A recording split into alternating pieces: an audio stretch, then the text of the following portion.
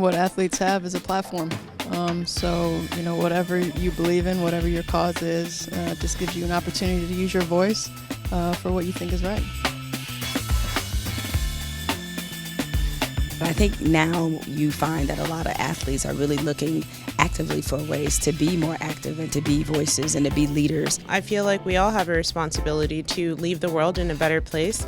I co-founded a nonprofit called Athletes for Impact that helps professional athletes find their footing in activism. Yeah, I think a lot of players are stepping up, and usually when they have their platform, it's usually about what product can I hold up, what this product is worth, and am I getting paid to hold a product. But now you have to really show what you stand for, and your impact really matters in your community. So a lot of guys are in their communities rebuilding, recreating, and making things, and impacting and empowering the children, not so far just being so far removed from it all. So right now I think a lot of guys are still being able to use their voice, but now they're finding better ways to use it.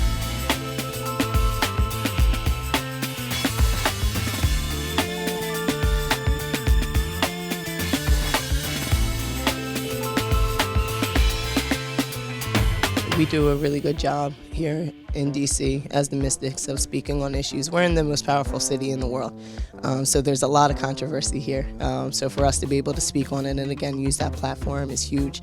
I also want to speak on our league because I feel that the WNBA has been the forefront of most of sports, not both including men's and women's, when talking about issues that need to be talked about and putting ourselves out there and using our voices and our platforms and creating dialogues that need to happen. I personally wasn't super comfortable using my voice, but I know that when I qualified for the Olympic Games as the first Muslim woman to do so, I was kind of thrown into the spotlight in a way that I personally wasn't ready for it, but I didn't have a choice but to show up and be ready for it because there was a lot of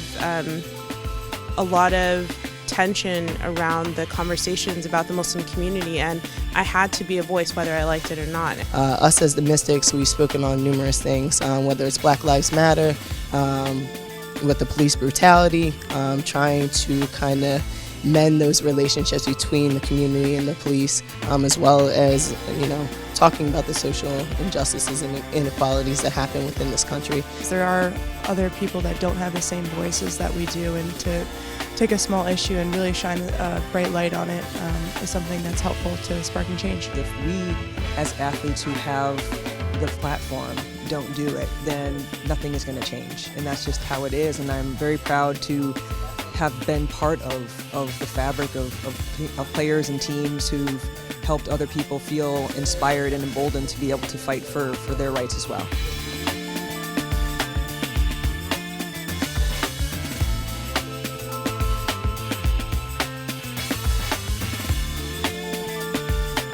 I wouldn't say that athletes necessarily have to be obligated, but I think they should do what they can where they are.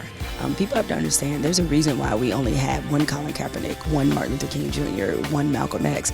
Is that kind of ability to reach people, to bring people together, doesn't happen often, and it's not meant for everybody. There are some athletes who are really great at being speaking voices and being thought leaders. There are other athletes who are content to just give back and do things through works. So I think you have to find what is your activism lane or what is your impact lane. I mean, I think a lot of athletes do feel that obligation, but sometimes they get stuck into figuring out what's the best way to kind of see that through. So while I wouldn't say, hey, just because you're an athlete with a platform, you have to speak up on certain issues, I think you have to find something that you're passionate about and use whatever is your innate ability and use that in the best way to bring awareness to that issue you're passionate about.